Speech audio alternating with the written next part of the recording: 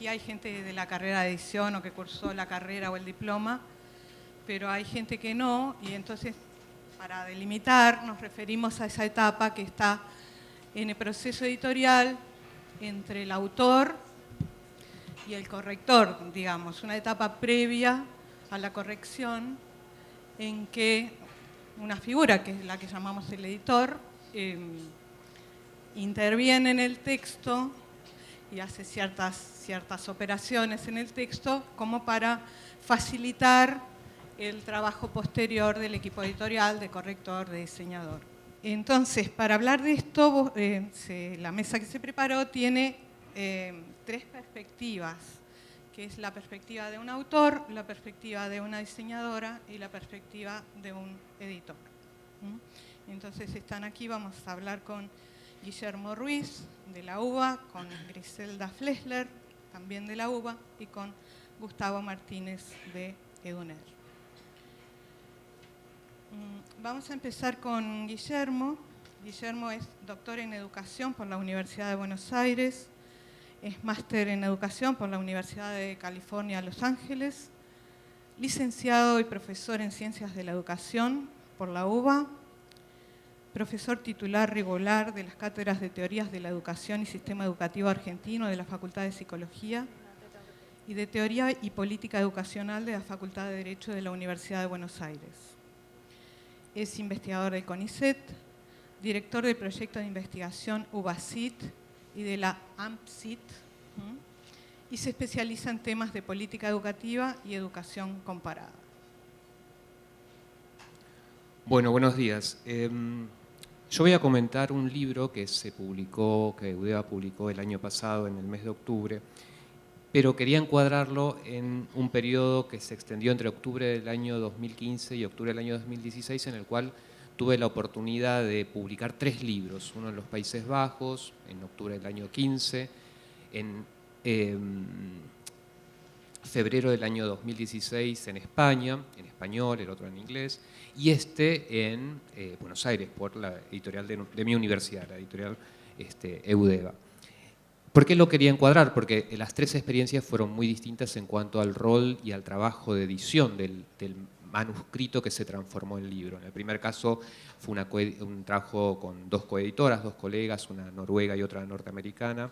La profesora de Noruega tenía mucho oficio, había publicado muchos libros, una autora muy prolífica en el campo de la educación comparada, y asumió ese rol de final de edición, ¿no? Además porque el libro era en inglés y muy fluida en el idioma, en el idioma en que salía el libro.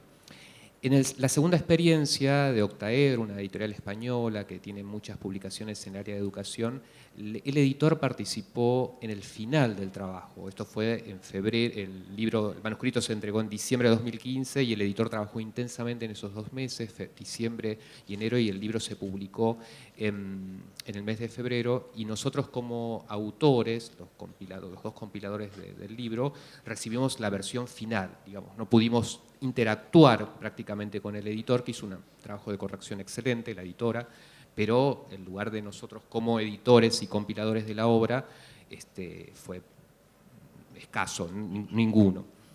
Y finalmente este libro, que se llama La educación secundaria obligatoria en el marco de las reformas educativas nacionales, sí tuvo ese trabajo de intenso intercambio entre la editora, Mariana Podetti, y yo, que soy el compilador de la obra, y que, al igual que los otros 2, surge este trabajo como un trabajo previo de investigación, que llevaron en los 3 casos de las 3 obras, básicamente entre 4 y 3 años de trabajo previo. Y eso quizás sea el primer punto que me gustaría destacar, ¿no? Que la producción que hacemos en investigación, los profesores de las universidades, los investigadores de las universidades, se hace cada vez más destinada a revistas especializadas, ¿no? Lo que nosotros sí tenemos un entrenamiento es a escribir textos cortos, cada vez más cortos, destinados a un público especializado, que tiene un formato cada vez más globalizado, mundializado. Digamos, las revistas científicas en todas las áreas del conocimiento tienen cantidades de palabras, formas de citación muy rígidas, vinculadas con parámetros internacionales de producción científica y que constituyen quizás el principal foco en el cual los investigadores y profesores pensamos cuando tenemos que publicar los resultados de nuestra investigación. Y eso tiene muchas limitaciones, muchas potencialidades, pero en este caso en particular yo señalaría dos, ¿no? Principalmente el público especializado al cual nosotros destinamos lo que escribimos, a nuestros pares, y el segundo aspecto vinculado con esto, que ese público especializado es el que nos evalúa continuamente, ¿no?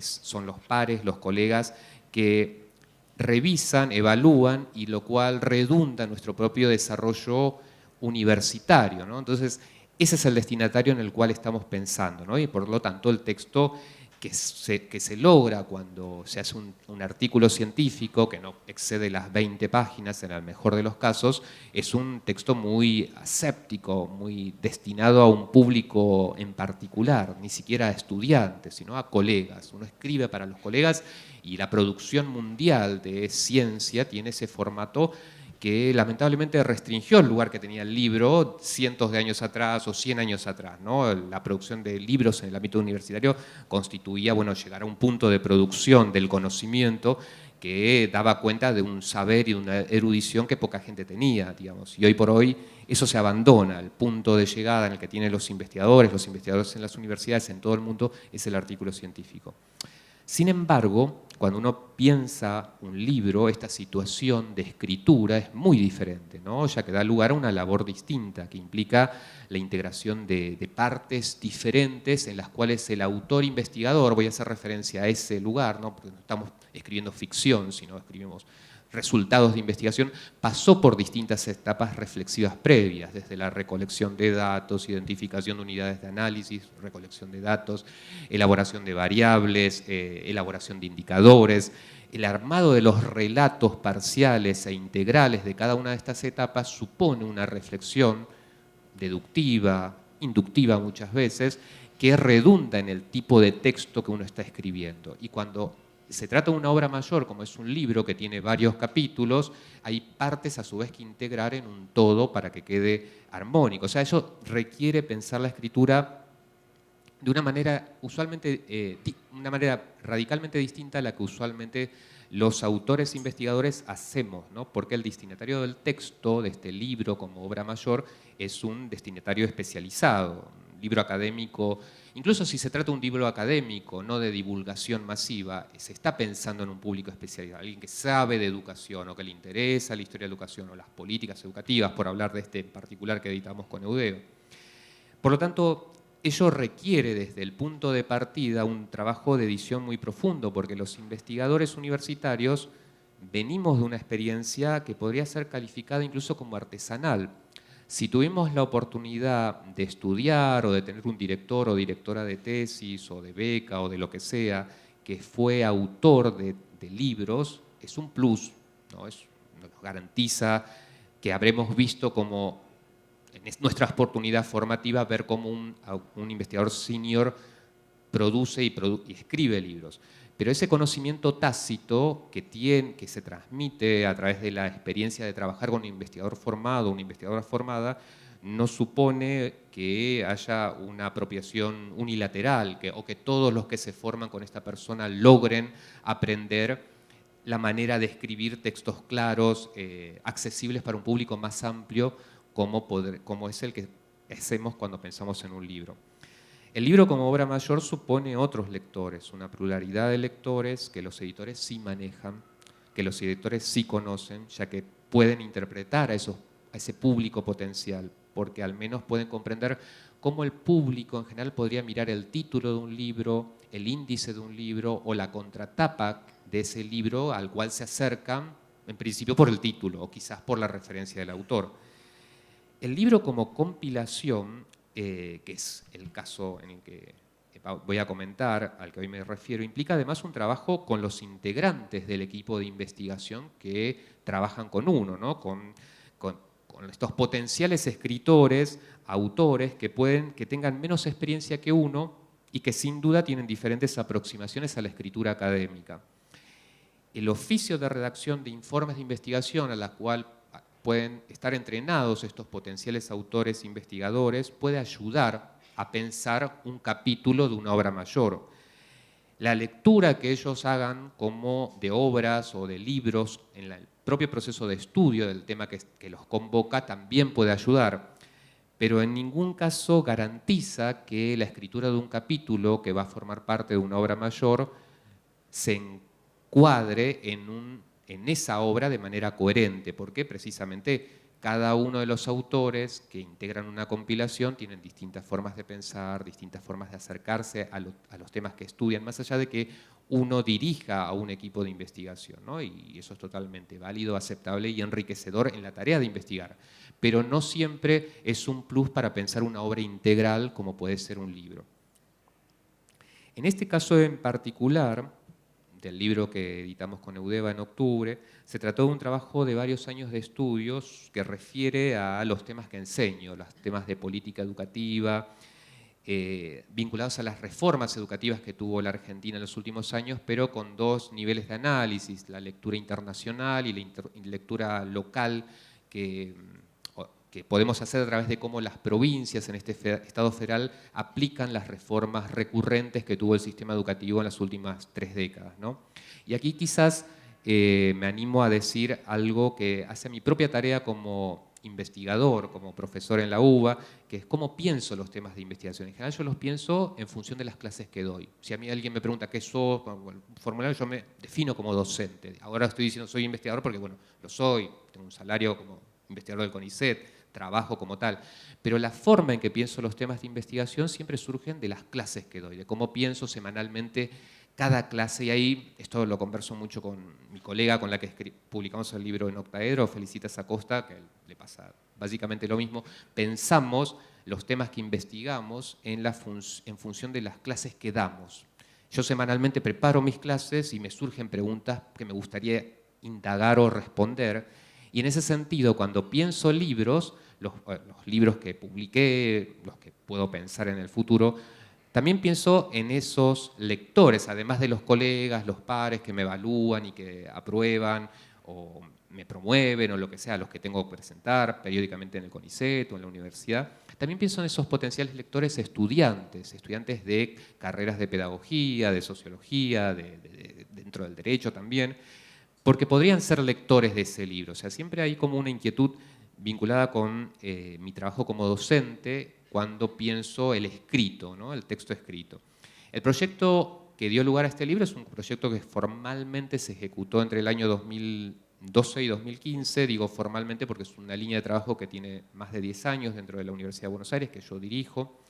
Y el libro como índice, como idea, lo tuve hacia el mes de febrero, el mes de marzo del año 2015. En ese momento también decidí quiénes iban a ser los potenciales autores. El libro tiene 6 capítulos, 3 de los cuales están a mi cargo y otros 3 están a cargo de 6 integrantes del equipo que trabaja conmigo, 2 por cada uno de los 2 capítulos. Hacia el mes de agosto del año 2015, cada uno de los 6 entregó su premanuscrito del capítulo. Y en agosto comencé a trabajar en la integración total del libro. Y bueno, ahí descubrí, digamos, traté de integrarlo conceptualmente a toda la obra. Descubrí que había un capítulo que me hubiese gustado que saliera distinto, ¿no? Más allá de que yo intervine en el proceso de armado del capítulo por la personalidad de las autoras en particular, el capítulo salió diferente. Yo lo haría distinto desde el punto de vista conceptual. Pero bueno, quedó así, hay respeto, hay al compromiso previo, y hacia octubre del año 2015 entregué el manuscrito a la editorial, que siguió su recorrido interno dentro de lo que es el proceso de aprobación de un libro de Eudeva, y hacia marzo del año 2016 conocí a Mariana Podetti, que fue quien intervino directamente y semanalmente en el trabajo con el manuscrito que había aprobado la editorial para que se convirtiese en libro. Teníamos ahí una cuestión de tiempos, pero que no fue un escollo, que al contrario fue algo que tratamos de capitalizar bien. El trabajo fue intenso, fue muy productivo desde el inicio. Nos reuníamos periódicamente, antes y luego de los envíos parciales que Mariana hacía quincenalmente, porque los libros tenían muchos datos, datos normativos, datos históricos, datos de política educativa involucrados, y con esta complejidad de lo conceptual, la lectura internacional y sobre todo las adaptaciones locales, provinciales que hicieron 2 provincias de las reformas de la escuela secundaria en los últimos años, del último periodo de reformas del 2006 en adelante. Destaco que, bueno, 3 cosas. Mariana siempre señalaba en sus envíos enmiendas, sugerencias, pero lo que yo más destaco son las preguntas que me hacía en cada una de sus devoluciones, sumamente pertinentes sobre mis ideas, sobre mis conjeturas acerca de la forma en que eran presentados los conceptos y los datos que estaban incluidos en cada capítulo. Destaco las preguntas porque me permitieron pensar con más claridad mis propias ideas, incluso la presentación de algunos conceptos teóricos involucrados en el análisis de los datos. Algo que siempre quise adoptar como autor y compilador fue una actitud muy proactiva de revisión hacia lo que Mariana como editora me daba, ¿no? Es decir, aceptar con mucha recepción los comentarios, las sugerencias.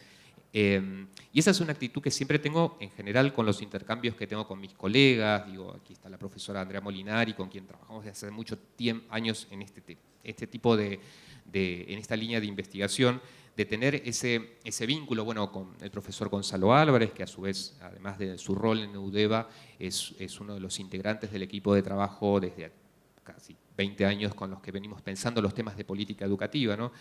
Pero en el caso particular de Mariana me parecía sumamente pertinente escuchar y recibir y aceptar todas sus sugerencias y pensar las preguntas, porque sabía desde el inicio que la tarea que tenía era la de cuidar al autor, a los autores de los capítulos, a la obra que EUDEVA iba a publicar. Pienso que eso fue percibido por Mariana, ya que sus enmiendas, sugerencias, comentarios y preguntas fueron siempre sumamente exhaustivos y múltiples. Hubo siempre más preguntas en cada capítulo que revisaba, porque creo que sabía que yo no iba a enfadarme, que si había correcciones semánticas, sintácticas e incluso gramaticales, todas iban a ser bienvenidas.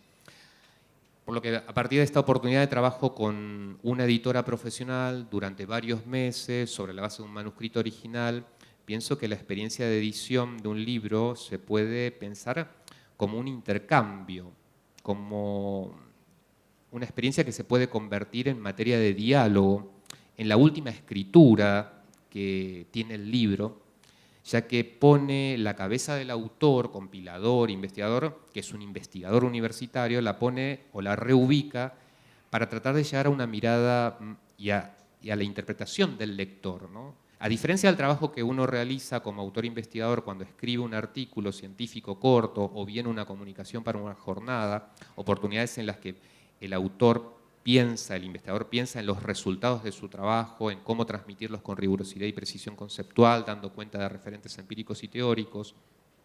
Ahora, cuando piensa en un libro, el autor investigador trata de reconvertir el texto escrito en un material accesible a una pluralidad de público que no necesariamente es un especialista. Es en ese tránsito, en ese pasaje donde el contenido de la obra que surge de una investigación encuentra un nuevo alcance, tiene una nueva proyección, no solo para públicos más heterogéneos, no solo constituido por especialistas, sino también una proyección en el tiempo, hacia el futuro. Por último, señalaría que uno como investigador universitario se pone en contacto con el editor cuando tiene el manuscrito final concluido. Sin embargo, me animo a pensar, quizás como un desafío para las editoriales universitarias, en otras formas de intercambio que contemplen instancias previas a la conclusión de ese manuscrito final. Ello sin duda sería un desafío, pero no creo que sea tan difícil ni descabellado. Y también en estancias ex post, ¿no? Posteriores a la publicación. La tarea del editor es una tarea muy invisible, pero importante porque trata de cuidar al autor y a su producción, al libro. Por lo cual considero que a partir de esta experiencia es muy auspicioso la participación cada vez más sistemática de los editores en el proceso de escritura de las obras que tienen como punto de partida la investigación que desarrollamos en las universidades nacionales. Muchas gracias. Bueno, le damos la palabra a Griselda Flesler, que es diseñadora gráfica, egresada de la Facultad de Arquitectura, Diseño y Urbanismo de la UBA. En la misma facultad es profesora titular de Diseño y Estudios de Género y jefa de trabajos prácticos de la materia Tipografía de la carrera de Diseño Gráfico. Entre 2001 y 2006 fue jefa de arte en la editorial de la Facultad de Arquitectura de la UBA. Me interesaba participar en esta mesa en el sentido del relato de experiencia desde diversas perspectivas y centrarme en el relato, en un relato de mi experiencia personal entre 2001 y 2006 como coordinadora o jefa de arte de la editorial de la Facultad de Arquitectura, Diseño y Urbanismo de la UBA, y centrarme en dos periodos que para mí fueron muy marcados, que tuvieron que ver con lo que yo denomino el kiosco y la editorial, ¿no? Y que esa frontera, ese borde fue delimitado a partir del ingreso de una directora nueva de la editorial con formación en editorial, digamos, que profesionalizó y transformó lo que era un kiosco en una editorial. Entonces, para mí fue muy interesante vivir ese pasaje y eso es un poco lo que quería compartir con ustedes hoy. La mesa se llama Editar es Cuidar y las jornadas se llaman, hay algo de lo de curaduría, ¿no? Yo tengo formación bastante en cuestiones de teoría del arte, etcétera, y se discute mucho la figura de la curaduría, sobre todo bastante cuestionada y criticada, porque bueno, dialoga con la figura del artista, ¿no? Y todos los componentes que eso tiene. Pero en el caso de la curaduría, del cuidado, ¿sí? A mí me interesaba establecer esta línea con lo editorial, porque me parecía que era interesante pensar en términos de lo que es la formación que en nuestra facultad tenemos, que es una formación proyectual, pensar y situar que el editor o las editoras, yo voy a hablar en femenino, perdón, como voy a hablar de la experiencia que tuve con una editora, voy a hablar en femenino. Que la editora no cuida el libro, me parece. Lo que cuida es el proyecto.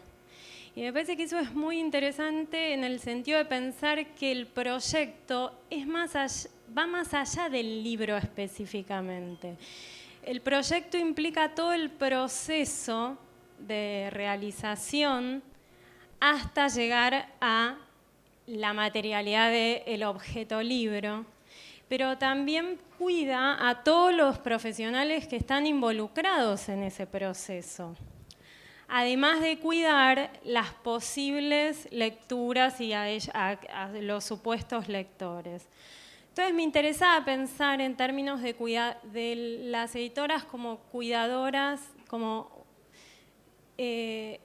practicantes del cuidado del proyecto, no del libro, o no del autor, ¿no?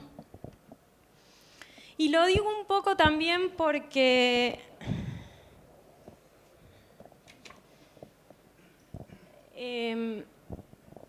ahí sí, digamos, justamente lo diferencio de la idea de la curaduría en el arte, digamos, ¿no? Esta idea de que acá no hay, digamos, que prevalecer solamente la mirada del autor, ¿no? Quizás es un poco polémico lo que diga, pero me parece que la experiencia que yo tuve y las que mejor funcionaron fue cuando lo que se cuidó no fue solo el deseo del autor, sino que se lo entendió como un proyecto conjunto donde todos tenían que poder tener un lugar y una voz en ese proyecto.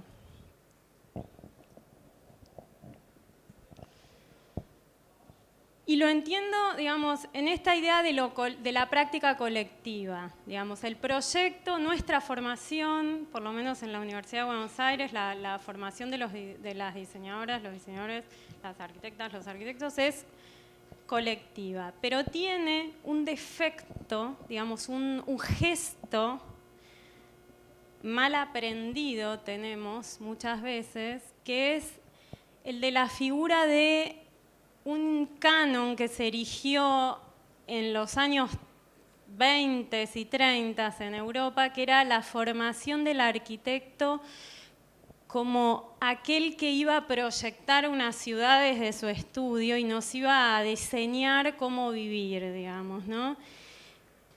Y lamentablemente muchas veces se hereda eso y se transmite en la formación universitaria de los diseñadores esta idea de que nosotros somos los que nos vamos a sentar en un estudio a diseñarle la vida a la gente y que si lo que diseñamos no funciona es porque no entendieron cómo usarlo, digamos. Es un problema de los otros, ¿no?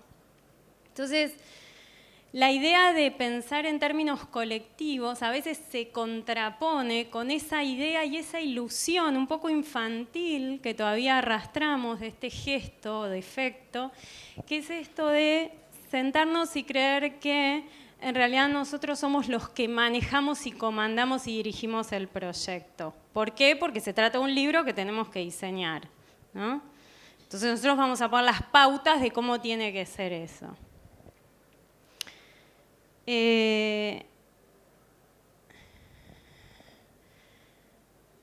Bueno, claramente la idea de consenso es muy difícil, sobre todo si contamos con los egos habituales con los que suelo, digamos, interactuar en la universidad. Digamos, las universidades son lugares de mucho, bueno, supongo de todos, pero digo, yo hablo de lo que sé. Es un terreno de disputas muy interesantes. El que viene el autor, la autora que viene a publicar, no tiene, digamos, tiene detrás una serie de presiones y de imperativos. Ustedes saben perfectamente que cuando hay que llenar la planillita de CONICET, los casilleritos piden capítulo del libro, librito, articulito, digo, ¿no? Hay que llenar los casilleritos. Entonces hay presiones, ¿sí? Imperativos y fuerzas que son reales y con las que lidiamos, digo. Eso es real, eso no es, ay, qué interesante el contenido de esto y vamos a publicarlo.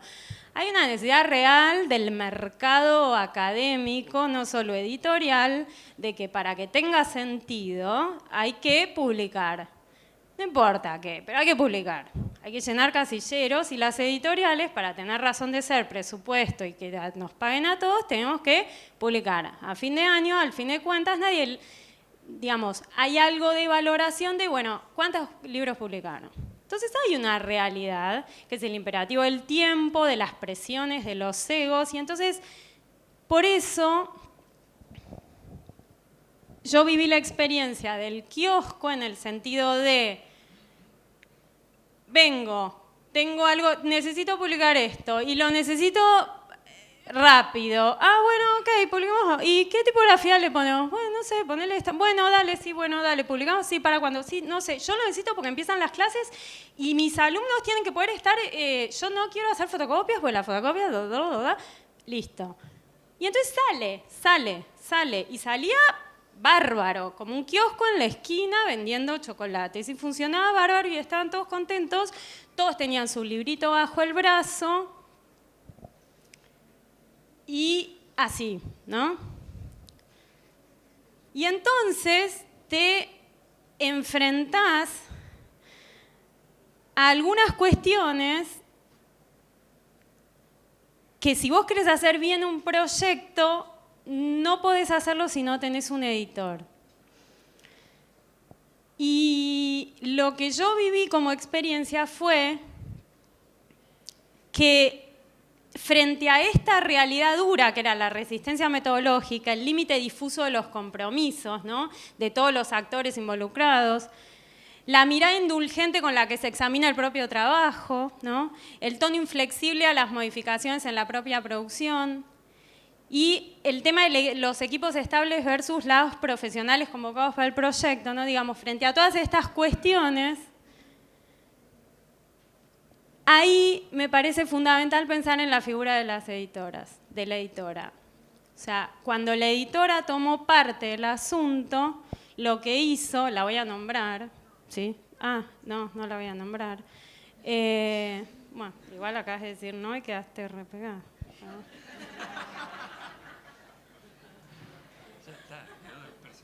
Bueno, ponele, no la voy a nombrar. ¿Cómo? Bueno, cuando la editora empezó a trabajar, yo no tenía la menor idea de lo que era una editora, yo pensé que era una correctora, digamos. Venía a corregir los textos, ok, ahí va a trabajar con el autor, digamos. Entonces fue un aprendizaje muy interesante, porque yo siempre se lo dije, ella no editaba los libros, ella nos editaba todos. Y eso para mí fue interesantísimo, vivir un proceso de edición profesional, o sea, fue un trabajo donde nos editó a todos. Los autores, los diseñadores, la directora de arte, las correctoras, las editoras contratadas para los diferentes proyectos, y una de las cuestiones en las que más interesante fue el trabajo fue en que no entraba más un libro, no salía más un libro si no pertenecía a una colección. Se dejó de pensar en un kiosco de dame un paquete de caramelos, después dame un paquete de chicles, después dame un paquete de... Y se empezó a pensar en términos de sistema, de proyecto, como pensamos los diseñadores, que es en colecciones. Y entonces eso armaba un sistema que le daba una lógica que si no entraba dentro de la colección, no salía, porque esto era una editorial universitaria que tenía colecciones, tenía líneas de sentido, y ese sentido atravesaba los contenidos, los criterios editoriales, los criterios gráficos, con los formales con los que se producía.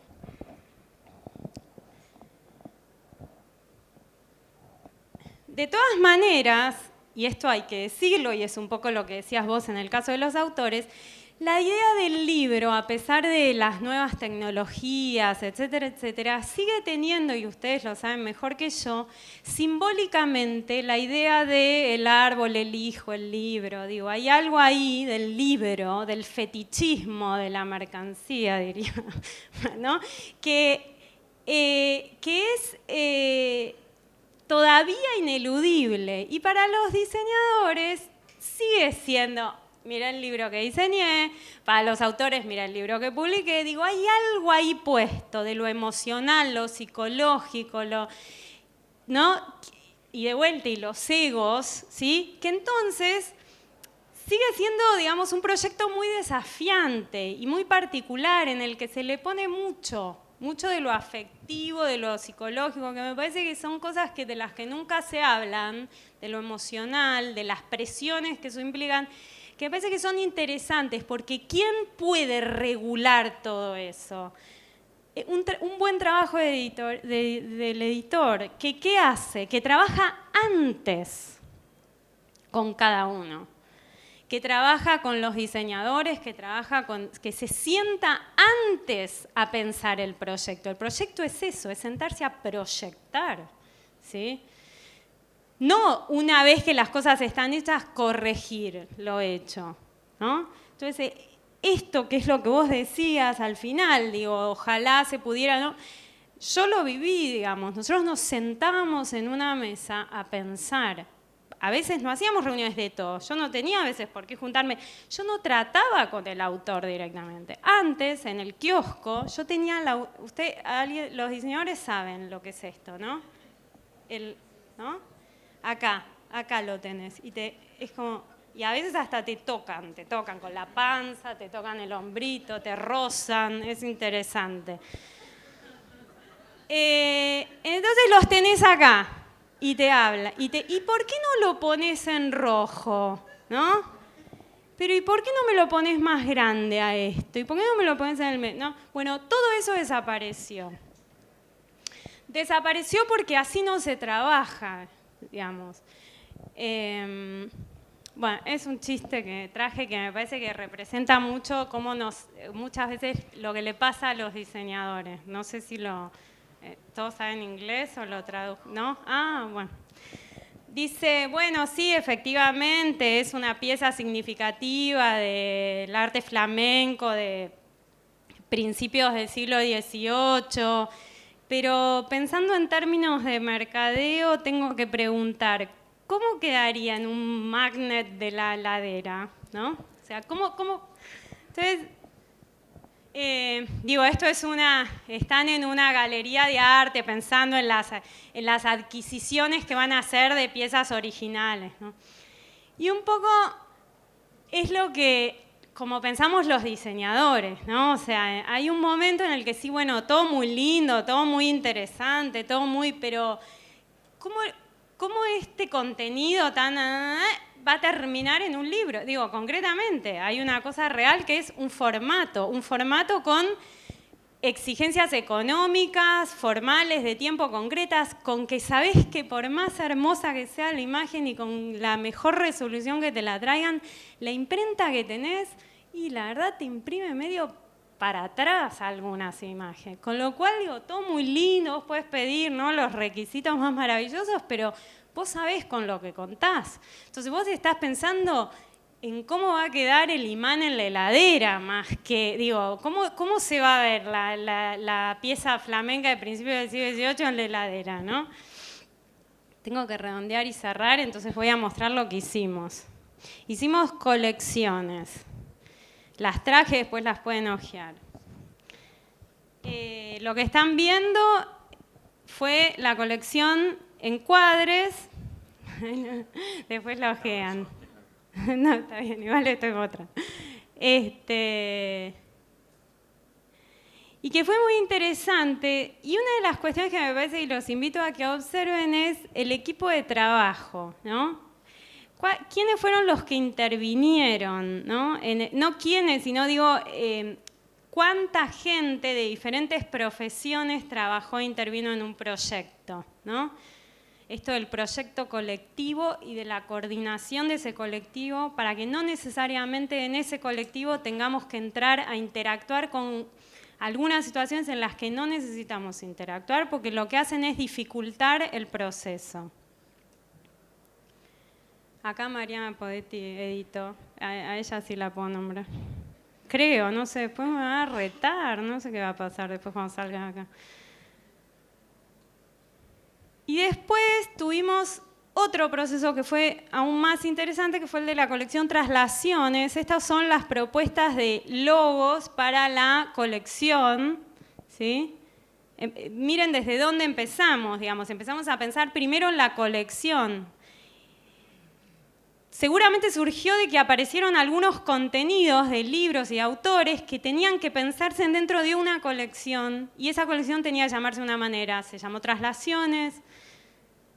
Se pensó por qué, entonces se eligió un logo y se hizo un diseño que se trabajó, hablando de la edición de imágenes, hubo una editora específica dedicada a la cuestión de las imágenes. Imagínense la historia del diseño industrial argentino con todas las imágenes, hablando con todos los autores de todas las imágenes, muchas veces tratando directamente con los autores de las sillas y yendo a sacarle fotos. Fue un trabajo justamente interesante, no solo por el resultado, que me parece que la verdad que está muy bien, sino por el proceso de producción desde el cero hasta el final, en el que implicó muchísimas dificultades que las sorteamos, la verdad, de una manera muy, muy profesional y enriquecedora.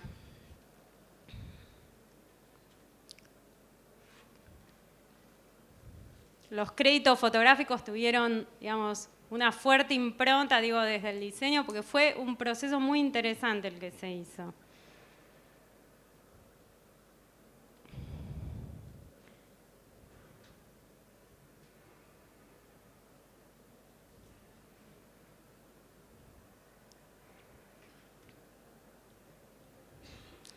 Bueno, para terminar otro chiste.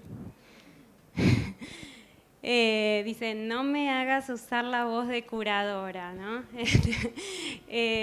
Y me parece que hay algo de eso, ¿no? Que hay un momento en el que también hay que ejercer la autoridad como líder de un proyecto y me parece que se sortea justamente construyendo esa autoridad. La autoridad es autoridad en cuanto es autorizada. Y nosotros supimos construir a nuestra editora como autoridad en la medida que nos sentimos respetados, cada profesional, y potenciado en su particularidad, con muchísimo respeto hacia el conocimiento particular que cada uno tenía y que tenía para ofrecer. Y eso fue el valor principal de la voz de esa curadora editora. Terminamos las exposiciones con la de Gustavo Martínez. Después hay un espacio para hacer preguntas y contestar preguntas. Gustavo es licenciado en Comunicación Social. Gustavo es el editor de la mesa. Es licenciado en Comunicación Social por la Universidad Nacional de Entre Ríos. Desde 2013 se desempeña como editor en la editorial de la Universidad Nacional de Entre Ríos. En 2015 fue jefe de trabajos prácticos en la materia Taller de Producción Multimedial 1, los formatos tradicionales, de la Tecnicatura Universitaria en Edición, de la Facultad de Ciencias de la Educación de la UNER.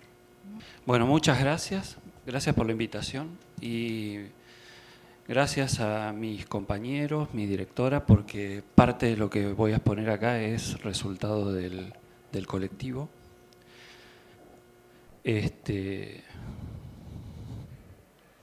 me ocurrió arrancar rápidamente con un par de cositas antes de llegar al editing. Alguna vez leí que el noble de literatura Nathan France le preguntaron cómo son los franceses. Yo cambio el sujeto de la pregunta, pero respondo igual que él, no lo sé, no los conozco a todos. Es que todos tenemos diferentes especialidades, escalas, plantilla de personal, público lector. Y encima, como dice Thomas McCormack, tenemos disposición a tener un estilo. Así como se dice que los autores tienen estilo, nosotros también empezamos a preocuparnos por algunas cosas más que otras, a desarrollar vicios. Pero voy a intentar hablar acá de lo que tenemos en común, porque probablemente todos trabajemos con una actividad formalizada o medianamente formalizada, con planes anuales de edición, mecanismos de selección establecidos, un proceso de edición ordenado, actividades de prensa, de difusión de la... Nosotros intentamos tener difusión de la tarea y de lo que publicamos. Un trabajo de comercialización, porque en definitiva tenemos que llegar a los lectores. ¿Y qué hacemos los editores? Italo Calvino decía que se dedicaba a los libros de los otros. Vamos con otros en el proceso de hacer sus libros.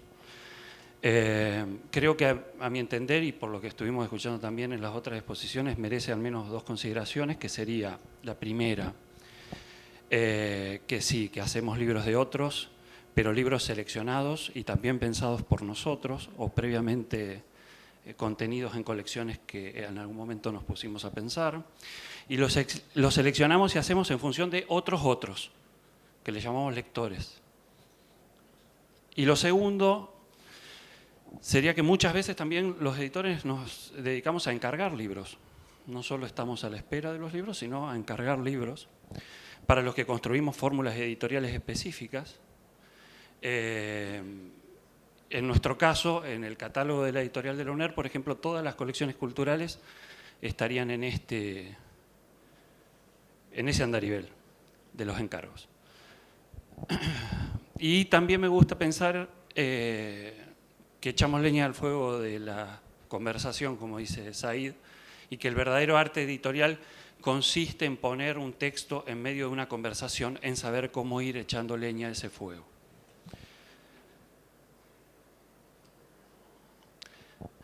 Ahora bien, cuando hablamos de editar es cuidar, nombre de la mesa, nuestra atención está puesta en lo que se conoce como editing, la edición propiamente dicha, como dice Patricia Piccolini. Patricia Piccolini. En sentido estricto, la edición es la preparación de un original para su publicación. Estoy citando. ¿Y hasta dónde llega nuestra intervención? Yo lo resumiría en que debemos trabajar con mucha atención y resistirnos a una tentación, en principio, para arrancar, que la escribe Paul Auster en La habitación cerrada. Se la hace decir a uno de sus personajes, dice del editor: les resulta difícil ver un manuscrito y no atacarlo con un lápiz rojo. Por lo tanto, debemos tener presente al lector y trabajar junto al autor para desaparecer nosotros y que mejore él. No se asusten. El Evangelio según San Lucas dice: mientras lo conducían, echaron mano de un cierto Simón de Cirene que volvía del campo y le cargaron la cruz para que la llevase detrás de Jesús. Ese es Simón de Cirene, la quinta estación del Vía Crucis. Está agarrando la cruz por el patíbulo, ¿no? El artista piensa en Simón soportando el peso de la cruz. Atentos, porque si Simón de Cirene lo agarra de atrás por un principio de la física, en realidad a Jesús se le hace más difícil. Es más, yo creo que ahí Simón hasta se le está apoyando. Digo, no digo que sea tan dramático, pero a veces. Así que bueno, ¿qué hacemos los editores en la universidad? Y esta es una cita de Anaya Rosique: el editor universitario debe ser un profesional capaz de ayudar a un académico a escribir un libro. Primeras dos dificultades. No podemos ser expertos en todo lo que editamos y tampoco tenemos plantillas grandes, de modo que hay que abusar el ingenio. Es decir, yo quizás, ahora lo junto todos los autores los viernes, a veces salgo de hablar de la industria láctea y paso a hablar de bioingeniería y después viene una trabajadora social. De modo que es difícil que yo pueda decir que en realidad soy un editor competente en todas esas áreas. Y lo segundo que mencionaste, una cosa es editar en la universidad y otra cosa es ser la prestadora de servicios editoriales para un rectorado en una facultad. Y ahí intento recuperar algo de lo que dijo Guillermo. Nosotros en EDUNER pronto nos dimos cuenta que para lograr... Perdone, pero no soy muy ducho con esto. Te vi a vos, me quiero matar ahora, ¿cómo lo pasan?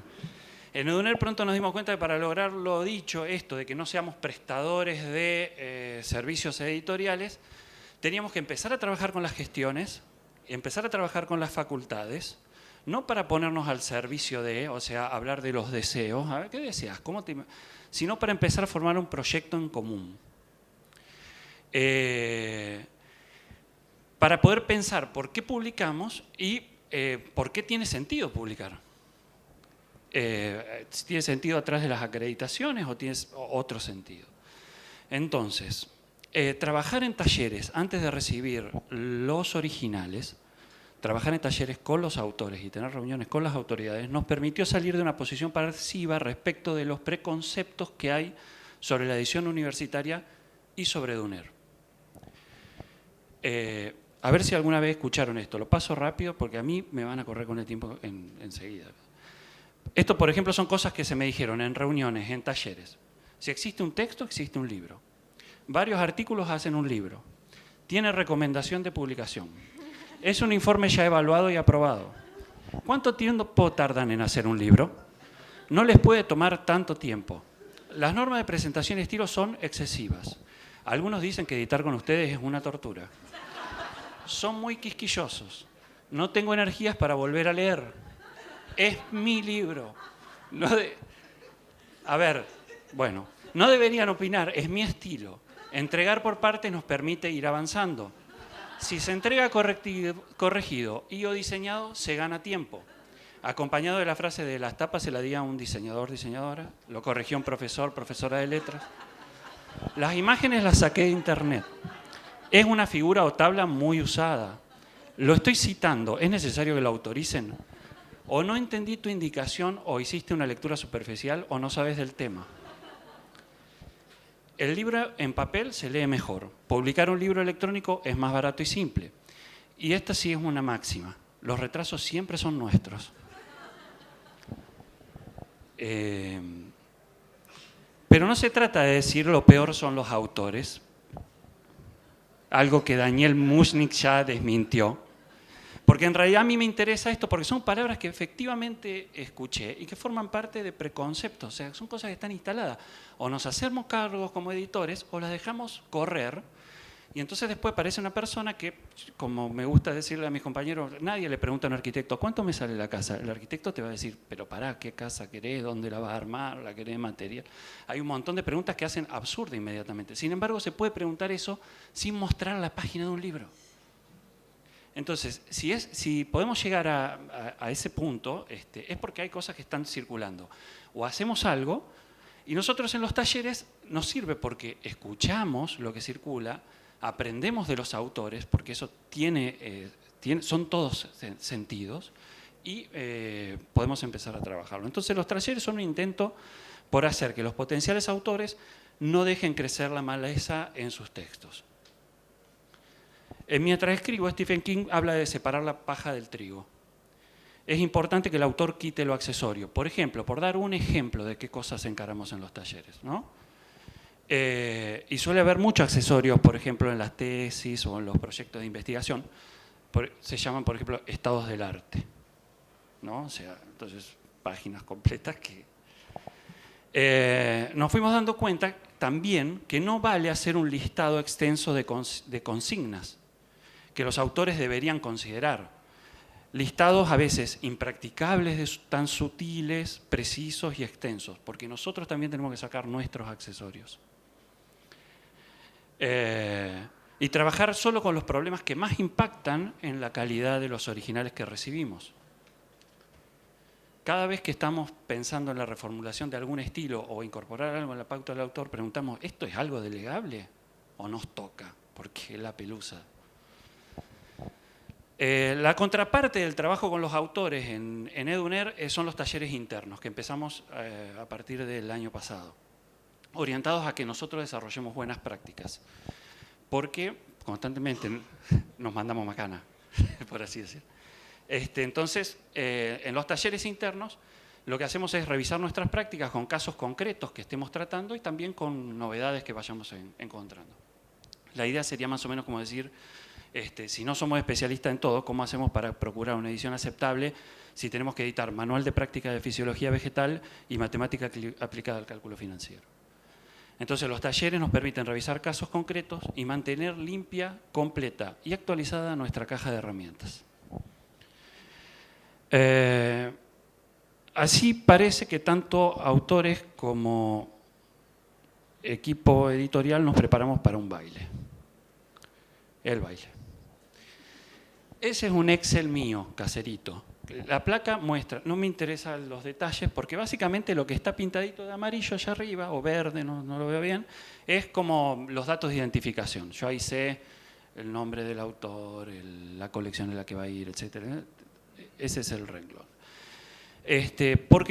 Y el final, la última, dice publicado. Esos que verán ahí son con los que estoy trabajando ahora, por lo tanto no tengo publicados. Pasan luego a otra pestaña. Una vez que las completo ahí, pongo la fecha y los paso a otra. ¿Por qué? Porque los editores tenemos que acompañar al autor durante el proceso de edición. Eso es que estamos en todos los líos. Todos. Si se perdió algo en la editorial, pregúntele a Gustavo. Más o menos. La columna de la izquierda, le decía, aporta los datos de identificación. Y de ahí empezamos. Dice recepción, editing, corrección, diseño, preimpresión, impresión. Porque en definitiva somos administradores de recursos y de tiempo. Y de tiempo. Si se empiezan a generar retrasos en cada etapa, o tomamos decisiones de incorrectamente dejar pasar de una etapa a la otra a un trabajo, es responsabilidad de los editores.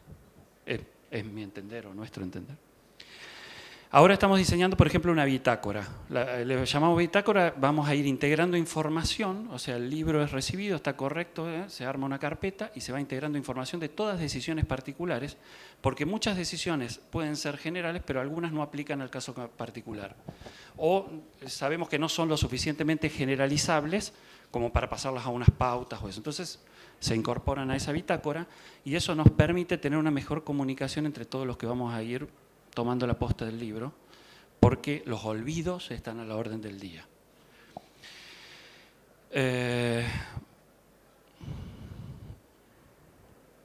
¿Qué hacemos, por ejemplo, en las primeras lecturas, cuando pasamos a hablar de editing?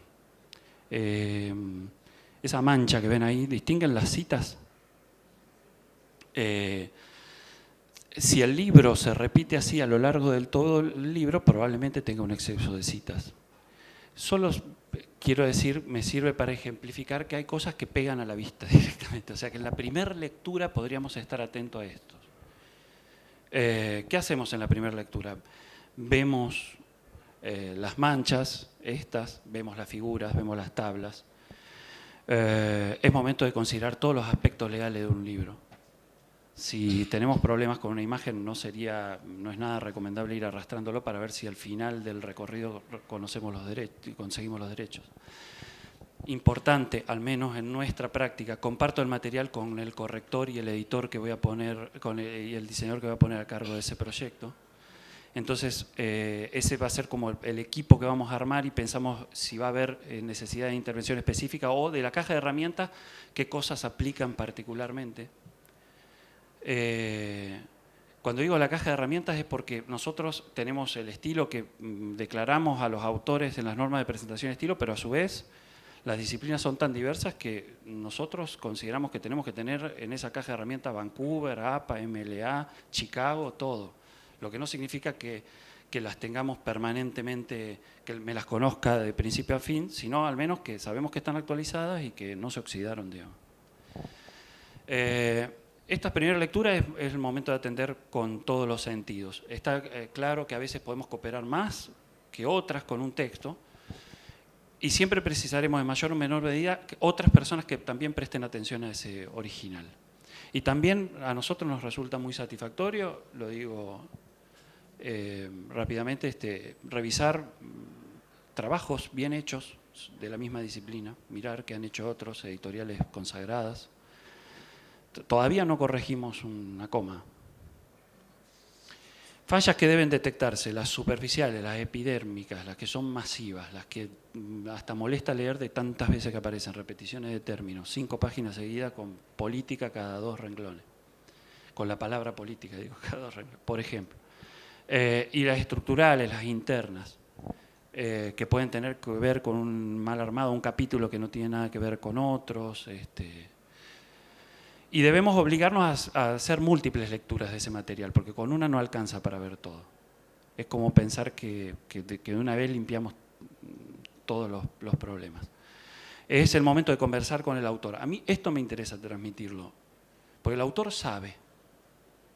Esta debería ser una posición. Puede ser que haya cosas que no sepa o no sepa mucho, pero creo que a veces los editores pecamos de caernos en el lugar de como decir, viste, como que el autor... Pasamos como a una posición reactiva, como pasamos de o cumplir absolutamente sus deseos porque no nos interesa problematizarnos sobre la edición, a reaccionar, a rechazar cualquier sugerencia. Por ejemplo, sabe qué otros libros hay, quiénes son referentes de la materia, editoriales prestigiosas de la materia, con qué estilos suelen editarse esos trabajos, puede pensar un público. Es tiempo de pensar con él respecto de lo que logró entregar y respecto de sus expectativas. Hay que acercar las suyas a las nuestras a las de él.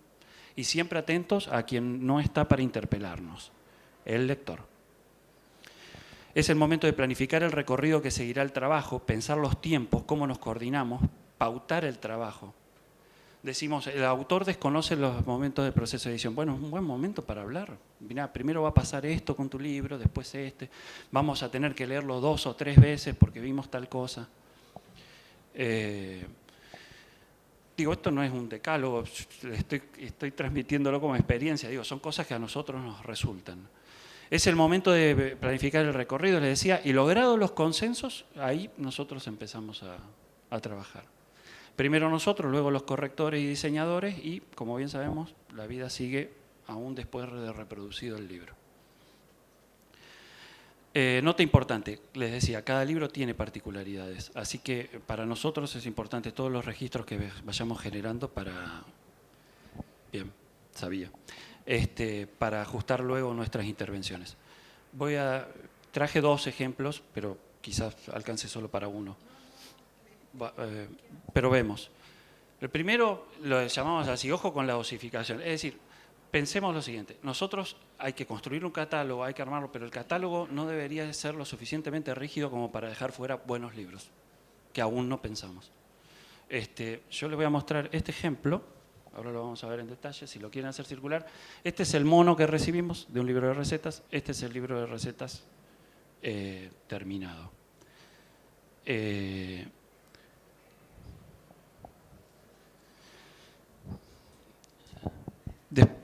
Voy a hablar de aspectos de decisiones de edición que se tomaron sobre el libro y por qué el libro se convirtió en algo diferente a la propuesta. Y voy a obviar las decisiones respecto a lo que hizo factible que un libro de los costos que tenía y de los tiempos de realización que tenía los pudiéramos hacer. Si interesa, lo charlamos en otro momento. Le decía, el autor sabe, a nosotros nos llegó este mono y lo primero que hicimos fue empezar a hablar de los que no están, los lectores. A los editores nos debería gustar hablar de la gente que no está. En estos casos se invierte la norma de cortesía. ¿Quiénes son los lectores? ¿Dónde están? ¿Dónde nos leerán? ¿Por qué nos leerían? Y así nos enteramos, por ejemplo, que cuando hay que cocinar en casa, muchas familias hacían más de una comida, porque el celíaco no puede comer lo que comen los demás, es un libro de recetas apta para celíacos. Y aparte se solía decir que no eran comida tan rica. Entonces, lo primero que nos enteramos que sí, que las recetas pueden ser ricas y que se puede hacer una comida para todo. Entonces dijimos, hagamos un libro rico, y ahí ven el cambio hasta el nombre, pero eso iba a impactar hasta en una decisión de las imágenes y los colores, etc. El libro tenía muchas recetas, pero principalmente el problema está en las harinas, así que le dijimos hagamos un libro de masas. Es un libro con masas. Ahí tiene una marca del índice, atrás el índice que quedó, adelante todas las que se quitaron. Aparecieron recetas nuevas. Todavía no corregimos el libro. Estas son las conversaciones con los autores. Ustedes ven el resultado, pero estamos hablando de la conversación, ¿no? Si además pretendemos que sea para cocinar en casa y para todos, las recetas tenían que ser de fácil realización. Es más, de hecho, podíamos cocinar algunas, cosa que hizo varias veces la diseñadora. Y aprender a cocinar sería bueno que comience desde chicos. Entonces, ahí ven el rincón de los niños en las recetas dulces. Eso los niños podían cocinar con sus madres y sus padres y sus hermanos. Lo siguiente era pensar cuáles eran los atributos de este tipo de publicaciones, los básicos, los que teníamos que respetar para que la gente considerara aceptable la publicación, y también alguno competitivo que pudiéramos aportar. Y todo esto también ver qué solían tener y qué suelen no tener los libros de cocina, para ver cómo interpretábamos esto en función de nuestro catálogo. Porque acá lo que estábamos haciendo es trabajar un libro que no teníamos pensado que podía llegar alguna vez a nosotros. Se entiende, ¿no? Entonces había que pensar de cero. Bueno, sabíamos que teníamos que hacer algo con las imágenes. Se cocinó todo y se fotografió todo. Se editaron todas las fotografías hasta donde pudimos. Las fotografías las hicieron fotógrafos profesionales, pero sin experiencia en fotografía de cocina. Y tampoco tuvimos una figura de editor de imágenes. Y ese tipo de cosas impactaron en la publicación, que para nosotros amamos este libro, pero que creemos que podría haber sido mejor. Las pistas de por dónde podría haber sido mejor creo que están por allí. Sabíamos que queríamos que no haya collage, que no haya gente. Ven ahí que dice que hay fotos de cocina. Eso no queríamos, porque queríamos que no sean artificios, queríamos que lo que se veía sea algo que vos digas, esto lo puedo hacer en mi casa. También era importante el color de las masas. ¿Eso en qué impactó? En que nosotros tuvimos la diseñadora en pie de imprenta en la primera edición, hasta que lográbamos el tono de las masas. Era importante que se parezca lo más posible a lo que se iba a conseguir en la cocina de cada uno. Última observación. Pensamos, se va a publicar desde una facultad, que tiene nutrición. Entonces, ¿por qué no agregar? Acá estoy mostrando un poco el proceso de cómo desde varias fotografías seleccionamos y fuimos buscando encuadres hasta la imagen y la imagen editada, ¿sí? Con cada una se hizo así. Entonces, como teníamos nutrición en la facultad, apareció una nueva autora. La autora del mono es una cocinera que daba un taller de extensión en una facultad. El libro sale con 2 autorías. La cocinera que se encargó todo el tiempo de cuidar las recetas, los pasos y que sean fáciles de realización, etc. Y Ayelen Pérez, que se encargó de uniformar las medidas, porque eso estaba todo... armar las tablas nutricionales para cada... Ven, allí tienen que... lo que está marcado rápidamente es, son las medidas que hubo que corregir en todos los casos. Y les decía que se agregaron, si ven abajo, de masas para canelones, está la proporción, etc. Nos parecía que ese era un valor agregado para un libro de recetas de cocina, sobre todo para que las familias puedan ir tomando la decisión de qué tipo de alimentación iban a tener.